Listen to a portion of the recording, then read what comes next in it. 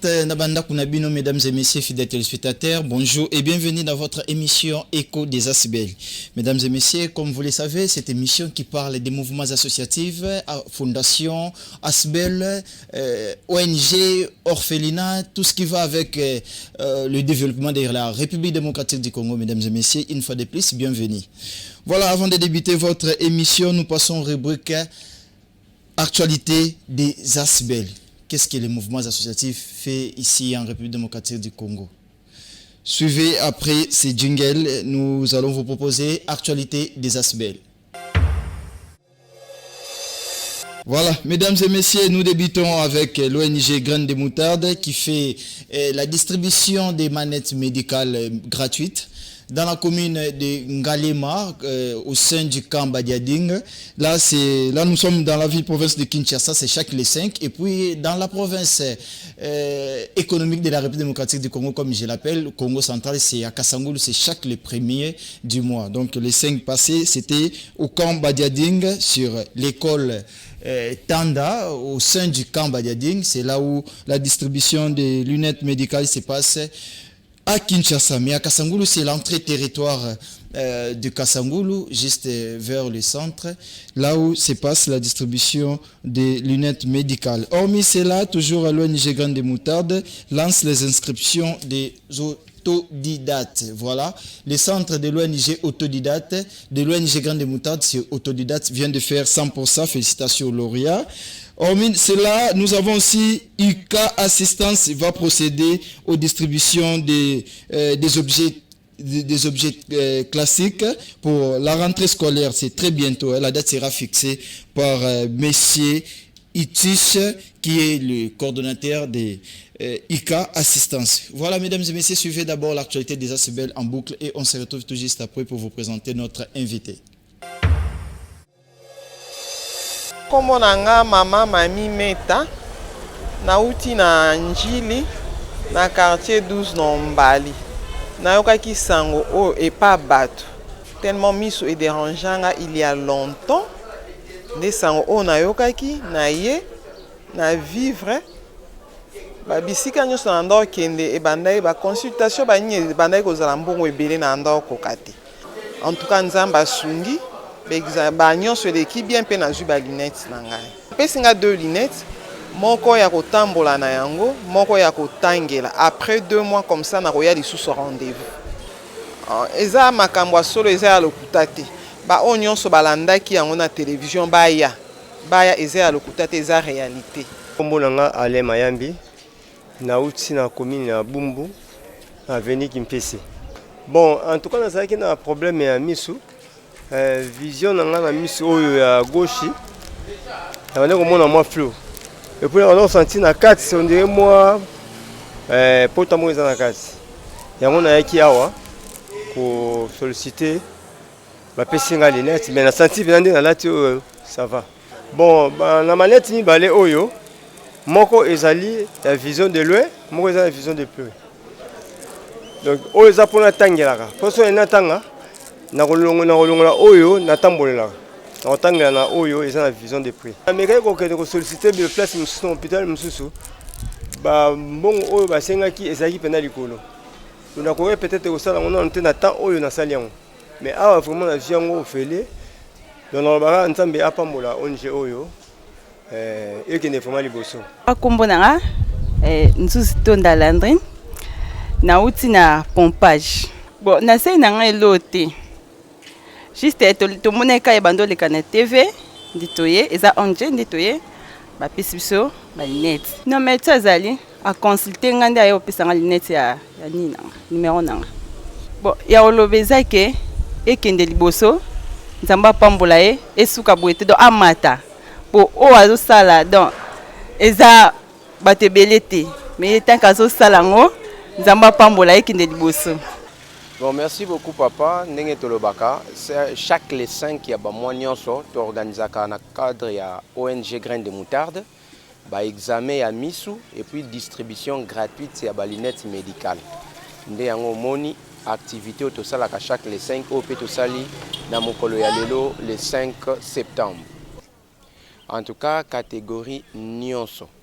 sûrement à Otozo qui est déjà plus de 3 ans depuis que bandi activité examen distribution de lunettes médicales examen distribution de lunettes médicales to bandai ko sala yango na idée ya kosunga bato bazana ba difficulté bazangi ba possibilité ya kokenda kana ba hôpitaux ya minene pona ko se faire soigner vu que miso ezalaka cher mingi mais to ko se rendre compte que na bato yo bazo uta même bamboka ba paya oyo bandai ko tala ngona musika ba comprendre que ça sérieux bazoya donc ils occupé te pour malade et tout chaque mutu ya ndenge nyonso donc bato ya couche sociale nyonso bazoya na bato bazangi ba moyen na ba bazana ba moyen mais ba trouver sérieux ya makambo tozo sala bato nyonso baza censé ya koya oyo bazana ba problème ami sur tozo yamba bango oui ndenge bo constater yango en tout cas ba lunette na ba kisi nyonso eza ofele bao nyonso balekawa baye ko vivre ba réalité bao bandai ko douter ba moni yango eza vraiment ya ofele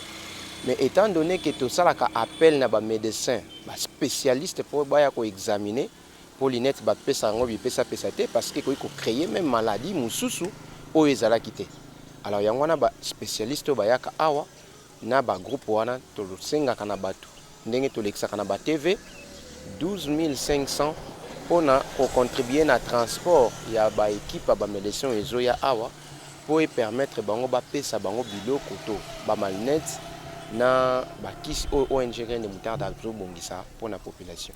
En tout cas difficulté za makasi mingi na niveau eza que pour réunir tout ce qu'il faut faire pour na koyamba batu ce n'est pas facile. Imaginez depuis Boyawa ko banda to banda ti donc de 8h ti to kende ko silisa na 16h. Vous imaginez combien de batu ba défiler pour bazo. Et s'il faut évaluer ça, on a to le barakuté parce que ça fait des fois mal à la tête, mais comme nous sommes décidés d'aider les gens et nous sommes obligés et à cause ça auto seigneur pour tout satisfaire bango. Et puis difficulté mususu et ça et vous en attire na biso des fois ba congolais tondi marali kambu facilement. Dans le but de venir en aide au maximum de la population, l'ONG Grain de Moutarde s'est rendue encore au Congo central pour les examens et la distribution gratuite des lunettes médicales. Très satisfaits de cette activité, les bénéficiaires se sont exprimés. Kombona amaswa mangana Clémentine toye na centre oya serke ya Kazangulu pona kozwa lobiko ya santé toye pe awa pona miso tokomi awa tozako kanisa lokuta po banda mwaka me biso toye koma na 6e mois tokomi awa tomoni ke oui ya solo eza ya solo na zwikisi na zwi linette ya ofele obatika na bandako eza lokuta te boya na zone de santé à Kazangulu na cercle bokozwa kisi ofele bokozwa linette ofele soki esengeli pe kozwa mibale ça dépend ya ndenge bazwi maladie na yo ya miso na yaki pona traitement miso amoni eza bien po eza deuxième fois na ya changement ça. Ayant palpé la réalité des actions menées par l'ONG Grain de Moutarde pour le bien-être de sa population, les autorités de la place se sont exprimées. Munu sinadiamo mama Lufuma Thérèse ifanda ku Kazangulu ngina muntu usala bisalu bi development bintombokolo lambo eto wa Kazangulu buna tuna ku maison de la femme nzoyiba mama itunga muda bisalu biba mama bakulu ba territoire di beto kanti mulumbu kiki tunena mu bisalu bitadi dinde traitement de maladie bimbefu bi mesu buna bimbefu bi mesu babili betabakisa nde ngati bina kina kimbefu kimeso wisidi kuntwala dokotolo sufuta mbongo kanti kimbefu kyokyo okina yako wisidi kuntwala dokotolo kufuta kimako dia kiese dia kadi nene dinande o wisidi bakutadidi kwa kumeso bakufimpidi kwa ku ofele après avoir kufimpa ba mwene kimbefu kina yako babakiri kwa nidia ka maneti bakufeni kwako mofele kwako wedi kwako buna ba mame kalukangi ntima konso kuna unina tutayela beto bantu tutayedi la kumeso bio bima bitu natini koto ba nkwangangu oketi ma telefoni eketi ma television eketi ma ordinatere ntangwe tabiotala ntangu me zayanga fo o meso mwenike matanyanya matasala mpasi mama telama tata telama Antoine Diaka, Telama, Mudiamri Bakuizanga, Nkonso le 29 Nkonso Ngonde, kuna Nzoiba Mama, Iboko Duluanga, vo Maison de la Femme, kunima territoire de Kazangulu, o wisili kuna suza kuba bwana, bantu ba graine de moutarde, batatuka Kinsasa, batakosasunga population di beto di Kasangulu, dina ba mama, batata, bantwena, nzaluisa, kalumoni keti konde ngatu, situfuta mbongo, Voilà, il est déjà là dans nos murs. Il s'appelle Monsieur Émile Kabengele, le président fondateur, moi je l'appelle autorité morale de l'orphelinat Un Jour. Bonjour Monsieur Émile Kabengele. Bonjour Monsieur Joël et Autui. Bonne santé il y a Un Jour. Non, Un Jour, tozo tambola kaka. Oui. Parce qu'ils ont souci na biso, pour saper na biso, to sali que bana bazala l'aise, bana bazala vraiment comme bana nyonso autos na bango na bandako. Mais chose grave et étonnante et zanini. Parce que monsieur Joël, auparavant moi quand j'étais encore tout petit, en marchant dans la rue, tout le monde qui est dans la classe, na bandako yeba que ko sala lisumu eza koiba, ko sala lisumu eza kosala ekobo, kosala lisumu eza koboma. Ouais. Mais or ce n'est pas ça. Kosala lisumu eza koyeba kosala bolamu. Mais ozo sala ngote. Je sais qu'on va décortiquer plusieurs sujets qui cadrent avec l'orphelinat Un Jour. Ouais. Maintenant, je viens de parler des actualités de d'autres mouvements associatifs, ASBL, Fondation. Na Un Jour, actualité zani. Betanon lisolo, actualité zani. Parce que je viens d'aborder l'actualité des ASBL. On peut parler aussi de Un Jour, actualité zani. Oui, Un Jour, toza bien, santé Un Jour est bien. Parce qu'aujourd'hui, la fois passée, on avait 20 enfants. Mais aujourd'hui, nous comptons maintenant 22 enfants. Alors, sur 22, Bangonyo Soazo qui est une classe. Na lingi Bangonyo Sobagota classe. Fort malheureusement, non, nous avons dit classe c'était pour la fourniture scolaire. Non, nous avons dit classe c'était. Mais semaine où ils ont banda de toutes les façons, il faut qu'il y ait des classes. Le col là-bas très bien, le col là-bas ONG Un Jour, tozo lo belayango, orphelinat, allez-je dire, Un Jour, tozo lo belayango, mais nakati orphelinat Un Jour. Actuellement, toko lo ba papa Émile Kabengele azana combien d'enfants ou azo hébergé na kati orphelinat Un Jour? Oui, c'est comme je venais de vous dire tout de suite. Nazana bana 22. OK. Na bana 22, tozana bana yabasi, na kati 8. Yamibali baza 14.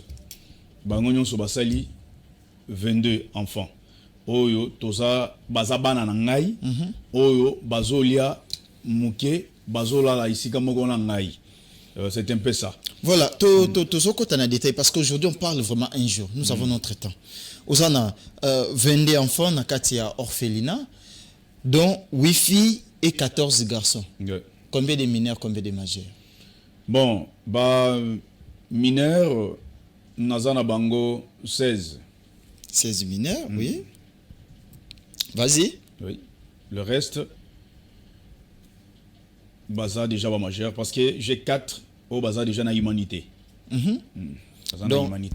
Donc 16 mineurs et 6 majeurs au Baza na humanité.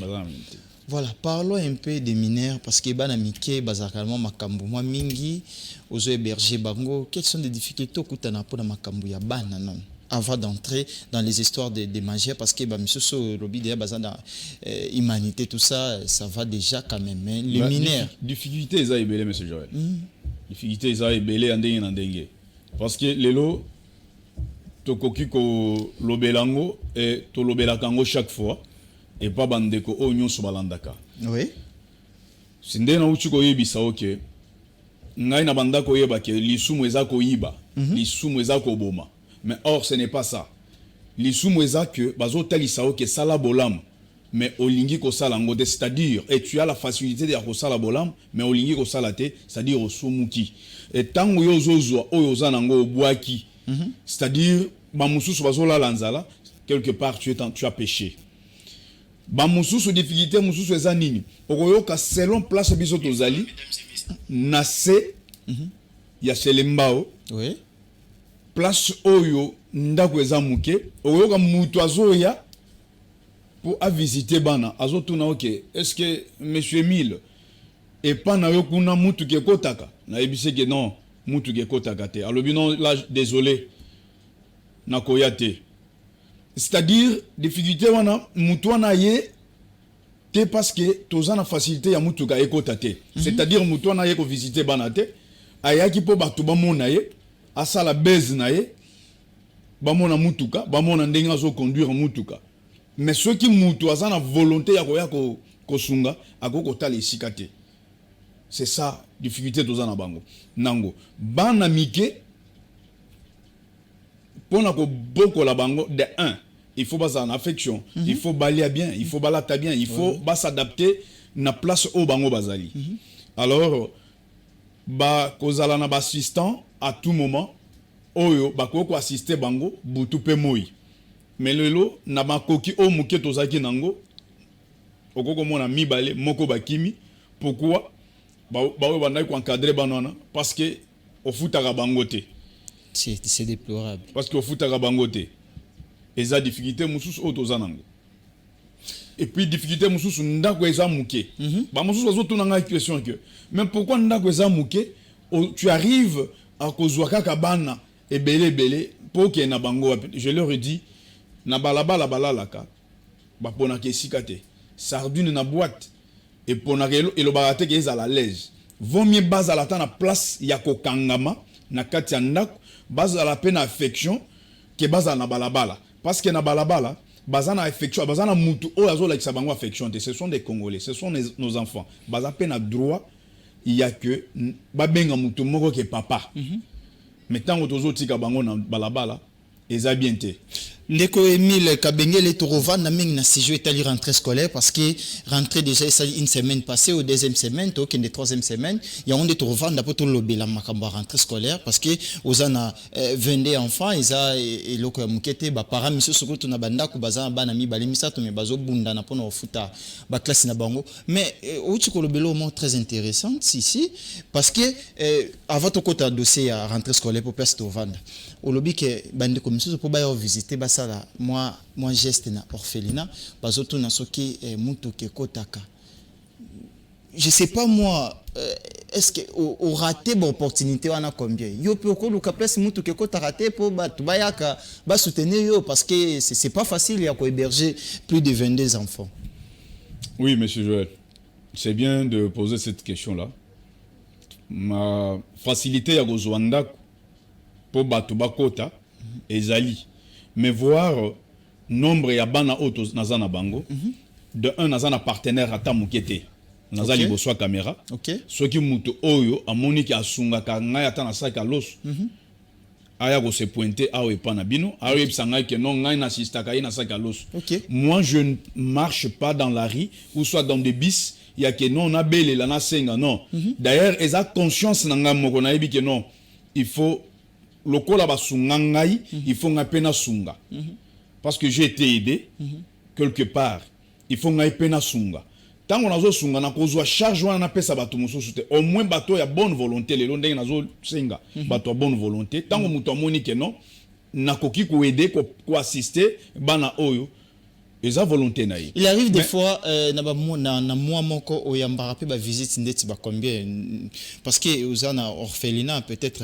na moi au coach ça peut-être ba visite il y a 3 4. Monsieur Joël nazo yebisao je suis devant votre caméra na yambaka mutute et na chaka makanisie pas mutute na tigala pe ko yamba ba visiteur te et pas n'angaïté pona nini parce que la plupart des gens cherchent babisika malamu comme tu viens de me poser cette question bazo luka place malamu mais ngana za na place malamu te place mutu ke kota pour ça la action ba filmer ba ça la campagne électorale maintenant place ya mabe lokola ngai naza na place ya mabe moyen batu ba ya ko visiter ezate pesa no adresse à place ya mabe ça non maintenant au lieu nazwa ndako ya bien ya que batu baya ko visiter bana banda ko la lanzala vaut mieux baza na place wana ya que nazwa par jour 20 000 10 000 balier balaya ta na bitoko c'est une bonne chose. Pesa no adresse à place à Rekwado sur l'avenue Tchanga Nord 101 quartier Eradi,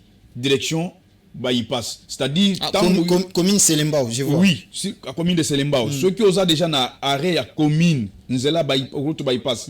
Rond-point Ngaba, commune à Mongafula Oleki, Mouké, aux arrêt Kwado, au Koti, avenue Tchanganor, 101 quartier Eradi, déplace Tozali. Je lance aussi un message aux téléspectateurs sur Bozana pour ça Sungato. Bolé qui saba moment na bino na ba orphelin, bokende na orphelinat un jour ou eza juste na commune ya Selembao, quartier Eradi, avenue Tchanganor, numéro 101. Numéro 101. Donc sur Ozaba Kota Ipen, direction route ekenda route bypass route ekenda ka rond-point Ngaba. Ozi mutuka obiba kitso na arrêt Kwado. Bon, directement c'est orienté wana au comment supo uti rond-point Ngaba mutuko imataka Ipen. Voilà, faut que sunga bandeko bazo souffrir na biso. Et puis mais c'est Joël nazana eloko mususu na koko koyebisa bandeko ba congolais ba yokango. Je vous écoute. Tango ozo olingi ko sunga to sunga pour na pourcentage té. Il arrive à des fois koko zala au vandi oyogi téléphone eleli. Monsieur Emile, c'est toi le responsable de l'orphelinat un jour. Oui, d'accord. Oh, nazana connaissance et relation na ngai moko boye. Mutu naza mutu munene, il faut aya kotala yo. Mais pour aya kotala yo, nazo peso ba condition. Condition ezanine. Il faut tindelanga na numbongo $100, $50 pour mutu na ya kotala yo. Na cha penaliste. Alors na mitunaka. Pour mutu aya kotala mbongo wana $50, $100 ona koko tinda yo wana. Je peux acheter même de sac de riz. Effectivement. Na cha ona na bano wana balia ke na pesa yo pour ça elanga démarche pour changa na liste par exemple ya fali osanga na liste ya kingani pour baya kotala ngai système wana na Congo na gouvernement na biso lelo eza mingi oko komona po ba aligner bazotala oyo aza nani bakomi ko benga na ba téléphone awuti wapi. Il vient de quelle famille? Oh, azandenge nini. Bazo tuna. Est-ce que tu bakomi ko kota tina muzindo po bayeba que d'ailleurs banona il faut yebsanga que ou soit yo pesanga banona na zwa que banona baza ngande kolo centre orphelinat wana pourvu que tango biloko ezoya to kabola 50-50. Et moi j'ai toujours dit non. Pas question. Lokola ngai basunga ngai. Ata na classe basi ba pesanga bic. Pour ça l'interrogation, c'est d'homme que ngai pe na koko sunga mwana atana savon ya pamba ya 100 francs 200 francs pour moi na wana azala pe lobby mutu ozo comprendre les losogi toza na Congo tozo loba que non bana wana baza bana balabala etira ko bota mwana te les losogi okeli boso parler du peuple za mboka na biso okuta ba handicapé plein okuta bana bitika plein place wana. Maintenant qu'est-ce que nous pouvons faire pour changer ces pays? Il faut d'abord commencer à la base. Base c'est quoi? Koluka ba président nyonso ya ba ONG, ba oyo bazok encadrer bana wana bato wana botala que vinini condition nini bana wana bazo vivre. Lelo bana wana soki bazo avancer na âge, lobi bazo bima bakuluna. Lobi kuna babimi bakuna père, lobi kuna babimi bamibi. Mboka na biso ezo s'enfoncer kaka na mabe. Qu'est-ce qu'il faut faire? Il faut encadrer bana oyami kewana, bako tape classe, baeba comment réciter, ba récitation, ba mimona pe bana batu. Et non que to kabele 100 francs 200 francs na katia balabala. Ça ce n'est pas l'amour. Tel que tu es là, tu ne peux pas accepter que monsieur Mille vienne chez toi. Abimi simbongo apesi mwana na yo 100 francs 200 francs. Non plus roloba que non ça ce n'est pas mon enfant et tu peux me condamner. Mais comment ça veut-il que yo zo zo mwana mususu ya mutu mususu na balabala ozo zo mbongo zo kabela ye. Or la RI c'est une institution de tous les mâles. OK. Ma balabala il faut mutu afuta loyer kuna. Na balabala il faut afuta frais de comment on appelle na université autofutaka frais académique. Maintenant frais académique wana loyer ezanini ezakaka 100 francs 1000 francs autopesa bangwana. Lobi tango azomona yo a avancé âge akosenga o lisusu te. Vous savez ce qu'il doit faire? Il vous va venir, il va avancer un tout petit peu à monio abimisi lichette à katio wana yo siko fongoli munoko o mama et Denise o mama boy na boy tala mboka o boy na boy mais tala mboka la biso makambo mais mboka o boy na boy. Qu'est-ce que toi tu as contribué? Tu contribues en quoi? Aujourd'hui on est en train de critiquer ba oyo baza na vision ya malamu ata na gouvernement soki otali un politicien un député qui a un bon idée d'avancement nde bazo enfoncer soki otali ata na mboka na biso oyo aza na esprit ya malamu ya kotonga akozwa ministère te po bapesa ministère wana bakoyebisaki non okopesa biso 10%. Rétrocommission. Ah oui. Voilà, Papa Emile Kabengele, asa coordonnateur ya ONG Un jour, ils a orphelinat, ils a na commune ya Selembao, na quartier Eradi, kunande azali, asaka na fait un faux côté à Maï. Soko monyo rokoma na ote pour sunga batu, c'est ton problème, hein? Te nazo zela bango na moment électoral. Lokola bango balingaka koya ko sunga na période ya ke donc lokola toza na campagne, baya ko sabiso azui ba caméra azui biloko boye na boye abengisi ba maman oh papa emi lokolo yo zaka na ba maman vebele comme ça je vais venir faire ma descente là-bas sangisa bato non moi je ne dois plus recevoir les gens aujourd'hui ou bien demain pendant cette période ici au benginga yo ya mbalumba ngote pona ni kalawa no zaki wapi kalawa ngana mona ka souffrance na bana na ba maman wana mais ko sunga monte qui parate tamsu azaki na ba déplacement c'est ce que je dis. Période de nyonso c'est ce qui fait mal dans notre pays. Bazoya occasionnellement. Ceux qui mutuazo monake, azana intérêt nae, c'est par là qu'il va maintenant faire la descente. Yo na uti ko yebisawa. Mutu kwa ya ko sala don na ofeina zo tonake. Est-ce que mitu ke kota okuna? D'ailleurs moi-même fondateur nazana mutu gate nazana ta na vélo te. Na ko kende ko zwanda ko place ya vélo ndenge nini. Il faut na zwanda ko place o makoki na ngai ezali.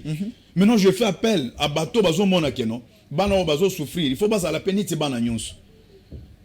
Place on a tous da 1, tous na insécurité. Tous na insécurité ils à côté ba kuluna. C'est-à-dire maya kalamu comme ça. Biso to saboy. Tango tondaka débordement inondation. Oui.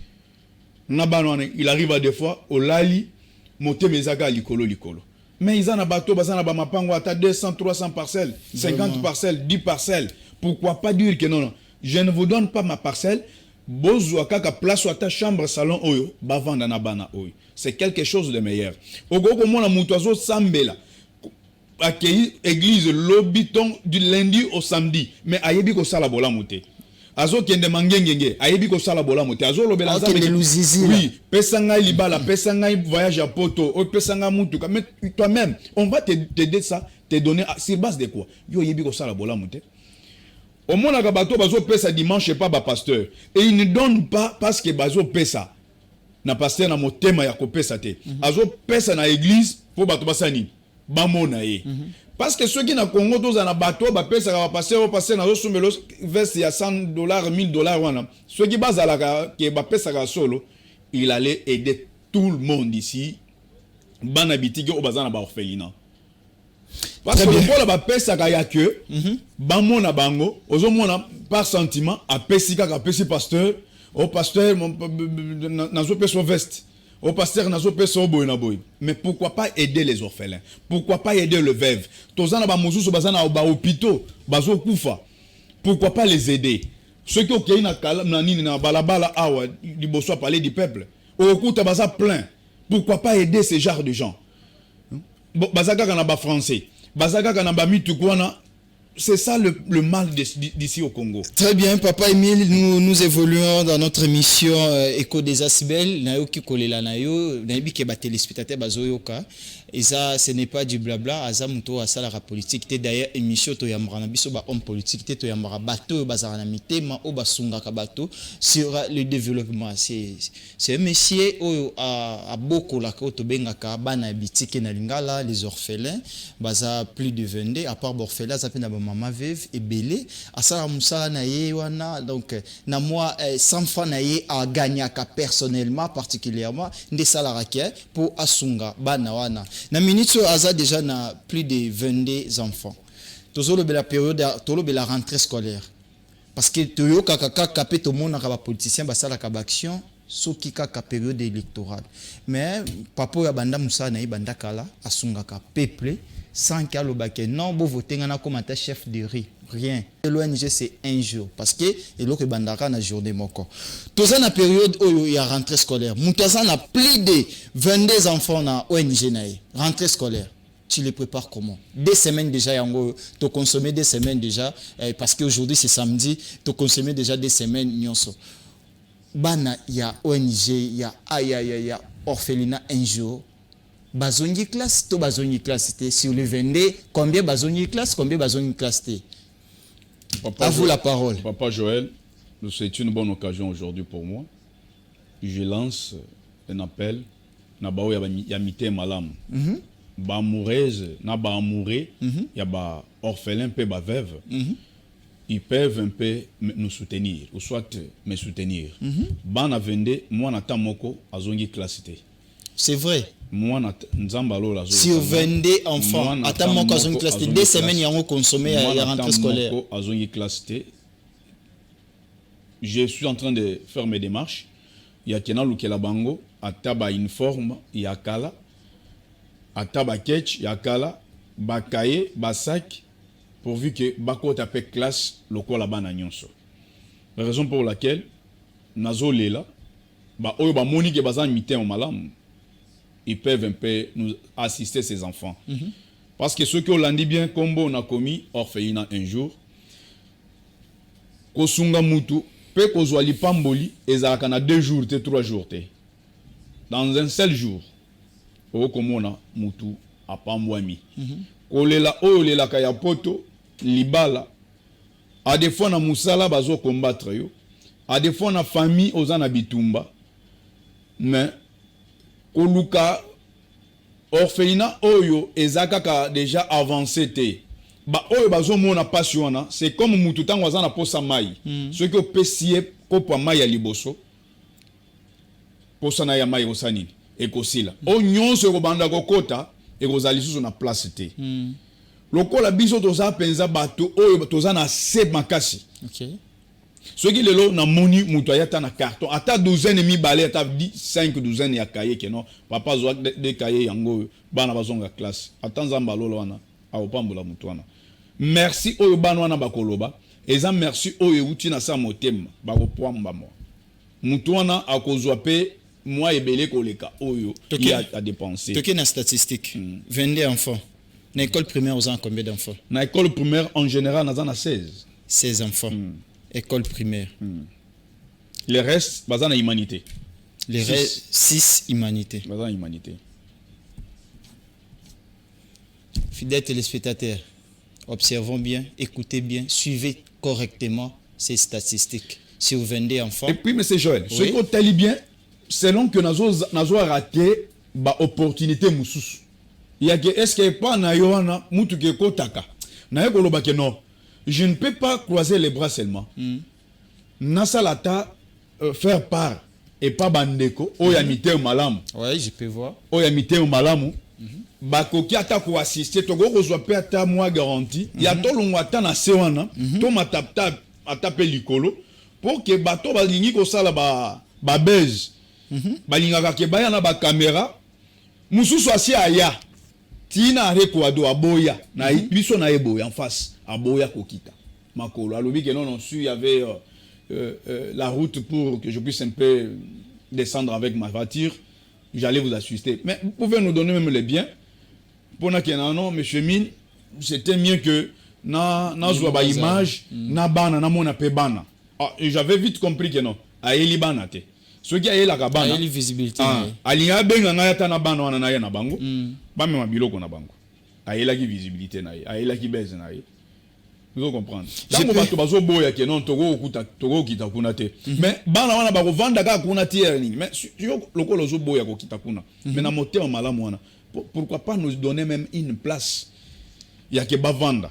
Maintenant le loan a garanti, on me demande $900. Où est-ce que je peux l'en trouver? Je lis directement, ils ont fait part, fidèles téléspectateurs, bino batoubolanda biso sur YouTube, en France, en Amérique, en Europe, Amérique, Asie, partout ailleurs, voire même en Afrique, dans les pays, monsieur sur Afrique. Orphelinat un jour est lancé, faire part, pourquoi? D'abord en tête, c'est commis orphelinat, un jour situé au numéro 101, avenue Tchanganor, quartier Eradi, commune de Selemba, aux références arrêt Kwado, route bypass. Contact, plus 243 89 32 62 222, plus 243 89 32 62 222, plus 243 encore, 81, 52, 92, 112. Plus 243, 81, 52, 92, 112. Faire part. Messieurs, virgule, madame. Ça dépendra, il y a mon tour qu'on recevoir. Nous avons l'honneur de solliciter auprès des amoureux, des amoureuses et amoureux des orphelins une assistance financière pour renouveler la garantie locative de la maison que l'orphelinat un jour occupe. En effet, 6 mois de garantie à renouveler en raison de $150 pour le montant total de la garantie $900. Nous vous prions d'assister ces anges selon la possibilité que le bon Dieu, Père des orphelins, vous dispose et le bon Dieu, Père des orphelins, ne manquera pas à vous récompenser selon vos bonnes œuvres. C'est-à-dire, ONG Oyobomoni numéro 1 ou chef ou organisateur, ou coordonnateur ONG, M. Emile Kabengele, ou Azali Bosso Baitando Ikenabino, Azo Senga faire part, parce que place à Bombaka, plus de 22 enfants ou bazongi ata classité pour makoki à rentrer scolarisate, balimba bimisa bango, balimba bengana bango, oui, ko bimisate parce que biso na Congo, soko futa mbongo alo été ba bengana ka ba respecta même ba loi locativité. Siko awe ezali ki afuta kanda kuana na $150, mais ça na posa ya garantie il y a 6 mois où ezali $900. C'est to sengi yo $900 nyonso te. Otindi ata $5, nous atindi $5 ata $1 ndeko sala pour garantie papa Emile a renouvelé garantie au Bombaka plus de 22 enfants. Peut-être peu moins ndeko no azana. Pour azana bikolo nyonso eza tribalisme te. Soko kotina kati ya orphelinat na ye okukuta bana ya bayombe bambe kubandibu bakongo baswahili baluba batetela bateke binoko na basoda na bas donc ba métier nyonso bana basoda ya ba professeur ba misusu ba parents mususu wana yebaki ata koloba lingala te lorsque je l'ai avanda koloba kaka swahili cette fillette là. Et j'ai fait, elle a fait 2 semaines à l'Elakakak. Faire part Ezaliawa, mesdames et messieurs, Bolanda biso partout, na Kinshasa, na Europe, partout, faire part Yangoyo, Soki Okozala, Ozala moi makoki, Ataya Muke. Ba numéro yangona na uchi koloba, Ezali, ba numéro ana, Ezana ba MPC Orange Money. Nyonso Ezali. Voilà, ba numéro ana, Ezana Yango, donc, Boluka ko assister. Ya Muke Europesa, Tatanja Komba, Azo Mona Bisso. Papa Emile, Tolo la rentrée scolaire, 16 les 16 enfants na primaire, 9 na humanité. Tisiko yo 2 semaines leki, ba vandi kananda ko bazongi classe té. Ce qui toke au Gotabango, raison pour laquelle nazo lancer peu message particulier. T'as la caméra lancer message particulier. Na honorable Eliezer, na banzi ke yazaga tout terrain, aza partout, akipaka placité, akipaka esikate ata bengi singa kena kozwa taba uniforme na bakaye pona bana. Oui. Je peux descendre na kozwa la bango bana we bakota pe classe lobby ba kozala pe bato pour moi na itike mwana wazana balabala un jour il peut diriger aussi ce pays. Effectivement. Un jour il peut être aussi ministre dans ce pays. Un jour akokozala soda ya mutu ya pe ya makasi ya mboka oyo. Un jour akokozala madame moko ya qualité oyo akoko défendre ba qualité ya basi ya mboka oyo. Mais tango tozo saboter bango, tango tozo négliger bango. Il arrive à des fois na yoka ka batu mususu ezala na bis ezala na transport partout nous circulons ke bango pe balekisi. Yo pourquoi ozo sala ofina ozana makokité. Mes frères, yo tango kotaki classe okotaka na bastilo. Mais bastilo ane bunga kayo. Mais o sengaka voisin na yo tango ozaki na ban o sengaka voisin na bik. Si o sengaka pe voisin na mungu tango ozwaka ndako ya kofutela wana. O seng oyebaki ke oyaki na biloko nyonso ndako. Mais mungu ici là okenda ngana monaka okenda et pas voisin o senga mungu. C'est de même que nous. Avec le paix que nous avons, avec le paix que moi j'ai, selon vie on a traversa, vie ya pasi, na loba que non. Ngai oyo naza na papa, ngai oyo naza na mama, mais na tikala ko vanda na papa te, mama te, mais nazo subir pasi ya boy. Alors oyo aza na papa te, aza na mama te, akoko zala na pasi ya ndenge nini nzambe mukolo oyo oko pambolanga mukolo oyo ngana kozwa lipa ya ngalipa na kobanda kokaba ko partager ngona ba orphelin raison pour laquelle lelo nazowaka initiative ya kosala orphelinat un jour on a dit trop de choses parce que nayebaki te que lelo ngai na kokozwa na lati pe chemise à malonga nayebaki te que lelo ngai oyo na kokozala na mutoloko la batu nyonso parce que j'avais une vie là amère na bandaki kozala considéré te okozala ovandi mais c'est Joël ovandi na classe primaire na ba sili ba ninga nyonso bazo benga na yo babite non Emile pusa na kuna yo za na basili ngana sokola mai na bazelu na bakasa ya nini ya comment on appelle ça ya pai pour ça le roi moi fulfulu à savon wana na sokoli na nzoto nanga. Vous voyez ça? Aussi longtemps que mon père avait le moyen, dans l'époque, il n'y avait même pas de téléphone. Mais comment arriver là où mon père se retrouve? Mais raison pour laquelle aujourd'hui j'ai décidé dans ma vie d'aider aussi les gens. Mais yo le lozo lobake, bango pe balekisi, bango pe bazala kaka boye. Mais bien aimé, yebake yo pe chaque fois au senga ke panzambe, olela ke panzambe. Mais pourquoi pas nzamba go kolobake yo pe olekisi? Souffle de vie auto za ngoyo eza pona bola mwanzambe. A des fois mukolo alikambu na yo oko chama bolongo na ona se olobike nzambe. Kanisa ta kaye moko. Kanisa ta assistance na ngai ya ndako o ya bana na futeli bango. Nzambe pambola nzambe sunga ngai. Nazo lobela ta en général na ba o nyonso bazo lobake leloko e baza ba député. Ba postuler wana. Po azwa nini? Mbongote. Mais pourquoi pas aider maintenant le peuple, baza terre à terre. Pour nangai, mais c'est Joël, pardon. Pour nangai, moi je ne suis pas politicien. Pour nangai, na ba o union se baraté na seni wana. Ce qui toye ba baza na bolingo mboka. Loko la seni a déclassé bango. Ba retenir bango, ba kota na soda. O mona ba union so okim. On a lancé défi donc c'est ni à retenir au côté qui soda bazika dossier na wana merci beaucoup ba union net soda merci beaucoup monsieur Emile Kabengele. Mesdames et messieurs, nous sommes arrivés à la fin de notre émission. J'avais reçu pour vous les coordonnateurs de la fondation l'ONG l'orphelinat un jour, monsieur Emile Kabengele. On a appelé ça une minute, appelé ça mot de la fin, numéro, adresse, et puis brosser quelque chose, et puis monsieur Cyril. Ok. T'as la caméra. Ok. Voilà. Na banzi que bisira nyo sobozo landa biso. Na pesi bino nanu merci pour na minute moke oyo bozo landa biso.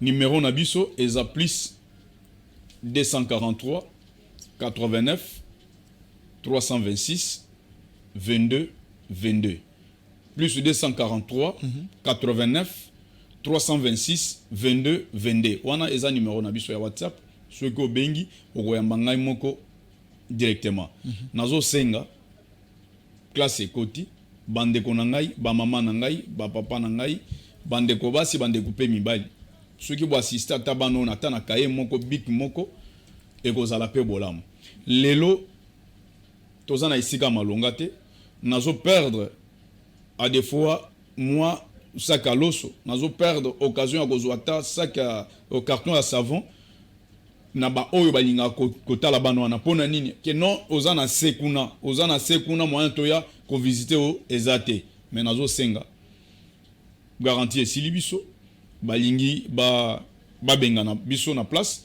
C'est pourquoi na yena faire part oyo et pas ba oignon soit dans motema là beaucoup ko assister biso atana $1 $10 ceux qui ont monique non ozana mbongote ozana place au bengi biso au pesi biso ata place wana pour quelque temps to bandata goloka place na biso moko nzamba wana akopambola yo pe bosunga bana oyo baza ba congolais lokola ba congolais nyonso baza pe posa ya lobi baza la batu na kati ya vie oyo nazo en particulier nazo le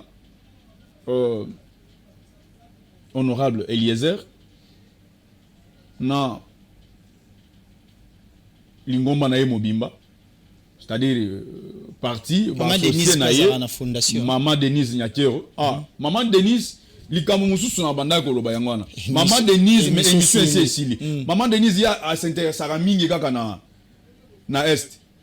Oh. Mais oui, il faut qu'on dise tala boba na olexebilo kwa boy. Yo so yo ka awa boy Maman Denise asia sunga bana awa na nini. Moi je connais na Kinshasa, moi je connais qu'une des places seulement. Na Lemba, na Mon Secret, à Chakenda, awa na nini na Ipen. Bangonde baboti. Et Michel Siri na papa mi. Bangonde baboti. Mais nazole la sikoyo. Initiative PSP ya Maman Olive PSP. Maman Olive surtout nde nazole la. Parce qu'il y a na motema kosunga. Maman Olive asunga tabana oyo. Yende nazo la mingi. Nande ko Eliezer. Soki ba ko assister biso pour la rentrée scolaire à bana. Pour na bana obazo à ta place, ça sera une très bonne chose. Merci beaucoup, merci vraiment. Merci beaucoup, de passer votre communication dans nos antennes. Merci beaucoup. Et voilà, mesdames et messieurs, les amoureux des Échos des Asbel, nous sommes arrivés à la fin de votre émission. Merci de nous avoir suivis. La rediffusion, c'est lundi à 17h45 et sur YouTube, Échos des Asbel TV. Sur YouTube, vous allez nous suivre en direct. Contactez-nous, contactez Papa Émile, c'est lui qui vient de passer dans nos antennes pour faire sa communication. Il plaide, il manque l'endroit pour loger plus de 22 enfants et des mamans veuves parce que c'est une Félina. Donc, mesdames et messieurs, veuillez aider ces enfants pour recevoir aussi la bénédiction du Créateur Seigneur Dieu. Merci beaucoup.